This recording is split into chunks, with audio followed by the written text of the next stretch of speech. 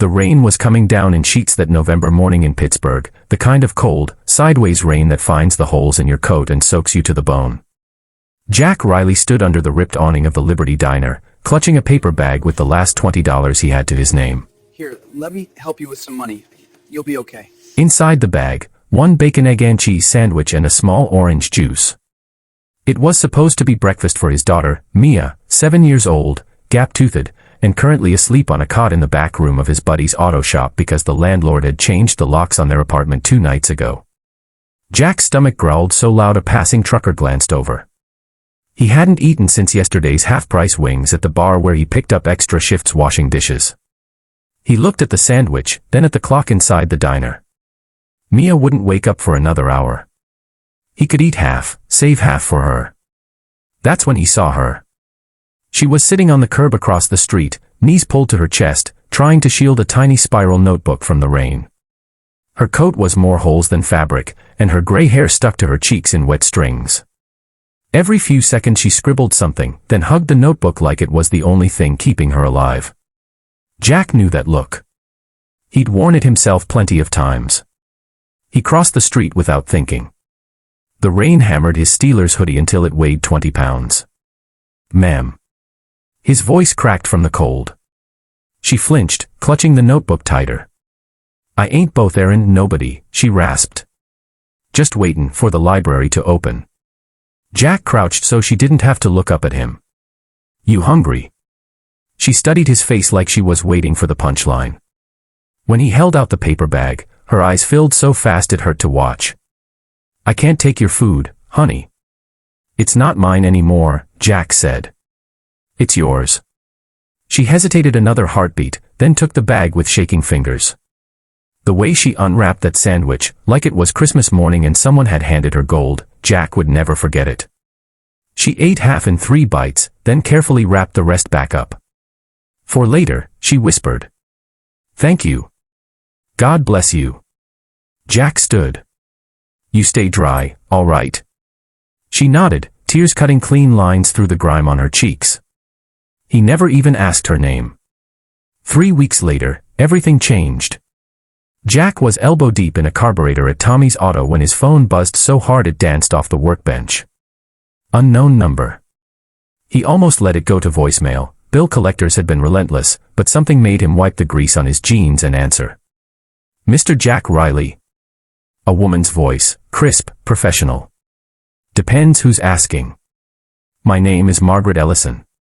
I'm an attorney with Hartman and Associates in Philadelphia. Do you have a moment?" Jack laughed under his breath.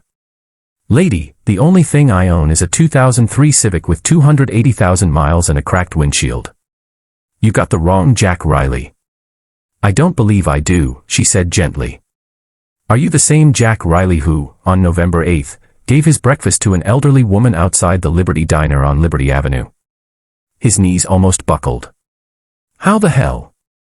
"Mr. Riley, that woman was Mrs. Eleanor Grayson. Perhaps you've heard the name." Jack had. Everybody in Pennsylvania had. Grayson Steel. Grayson Foundation. Old money that went back to Andrew Carnegie's poker buddies.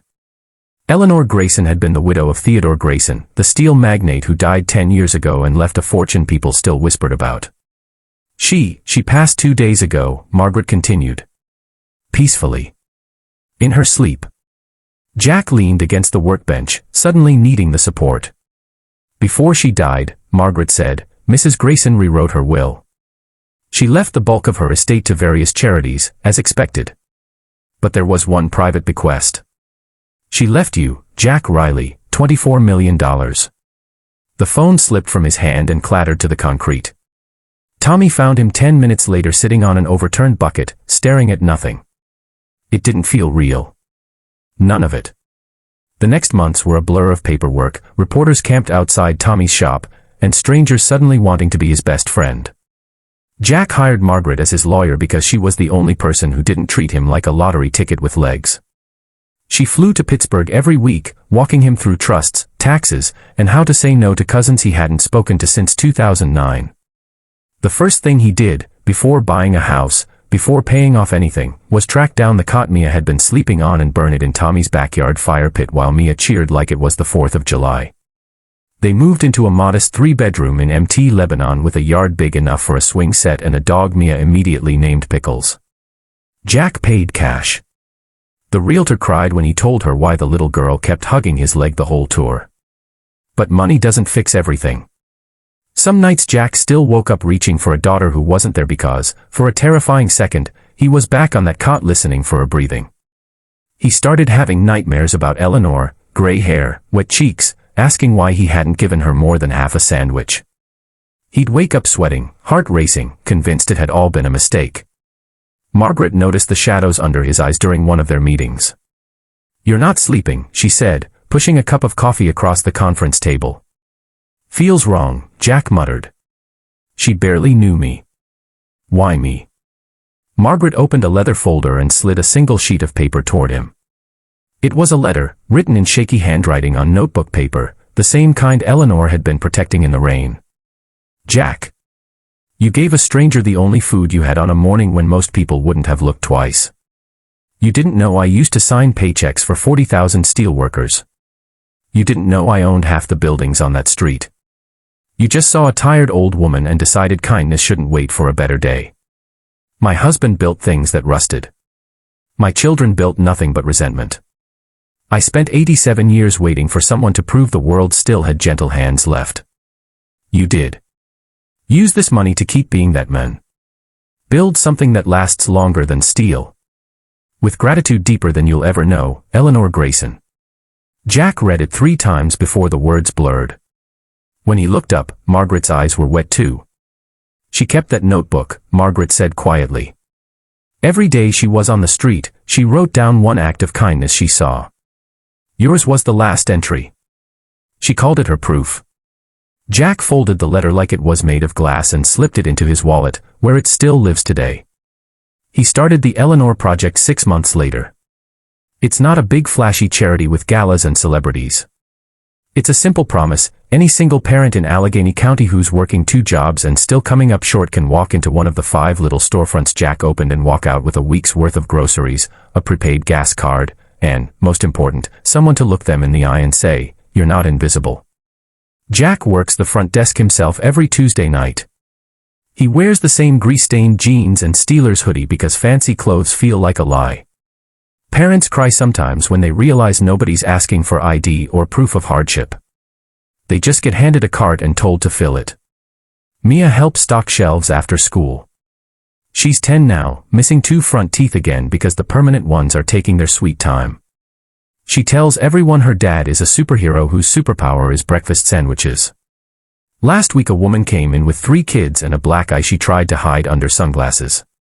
Jack recognized the look. She was one bad day from sleeping in her car.